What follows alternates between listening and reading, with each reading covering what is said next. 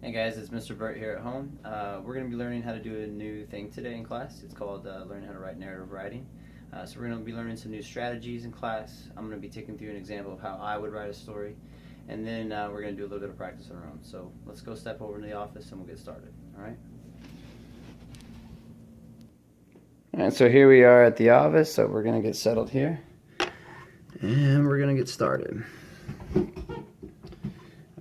So, guys, today is a really an important day in your lives as writers because we're going to start gathering information and ideas and sifting through ideas for stories. So here's one of the most important things I can teach you.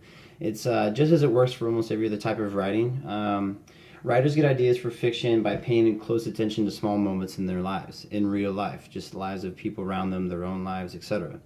So I'll tell you a secret. When I was in 7th grade, I didn't really like to write. I was okay at it, but I just didn't like to do it. It wasn't easy, it took some effort, and most of the time I just wanted ideas to just come easy so I could be done with the assignment, probably like some of you. I thought that real good writers, the strong writers that I would read about in books and stuff like Mark Twain, S.E. Hilton, and John Steinbeck, just looked up at the clouds and said, boom!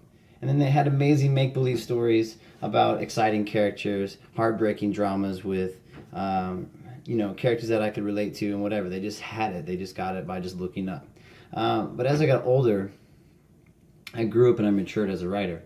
I learned the truth about how fiction writers actually get going on their story ideas. I began to see that they do not get their stories from the clouds, but they get it from real life. S.E. Hilton, the author of the famous book called The Outsiders, she got the idea to write The Outsiders when she was 15 years old. A friend got beat up at school and called an ugly name like a greaser. This was a little bit of time ago, so the word greaser might not mean as much to us now, but it was a pretty bad word back then as far as getting called a name. Angry, she went home and started writing, and the story that came out was based from the incidents that happened that night to her friend. She ended up using the term greasers as a nickname for some of the characters or a group of characters in the story, and it was all about greasers versus the preps or whatever. So hopefully you guys can read that, but she pulled that from real life experience.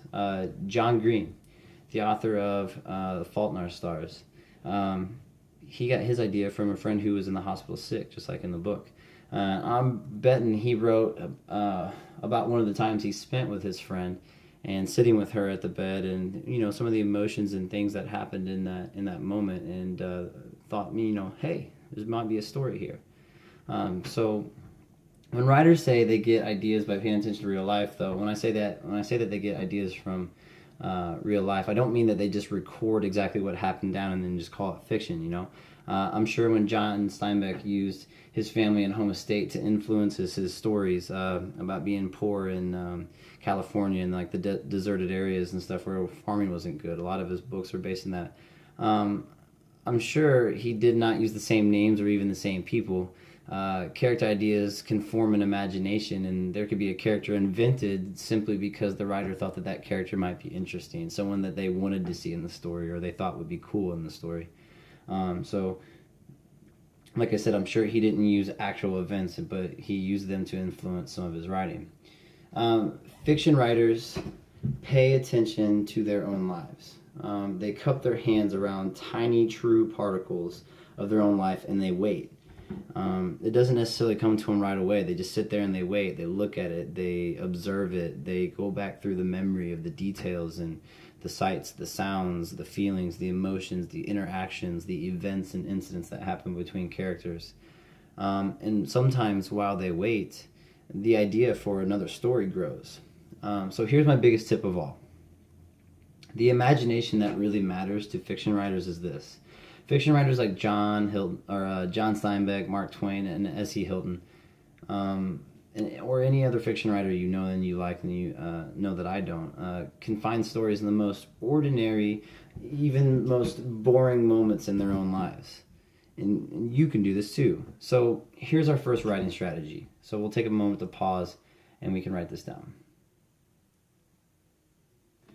All right, so you can write a small moment story from your own lives or anything else you have done or seen, and say, wait a minute, this is giving me an idea for a fiction story. Maybe I should write a story about this. So writing strategy number one, it's just taking a small moment in our own life, and just begin writing about it, okay? So I'm going to give you guys an example of how to do this. We're going to take a minute to pause so I can set up and show you how I'm going to show you my writing. But we're going to go from there, right?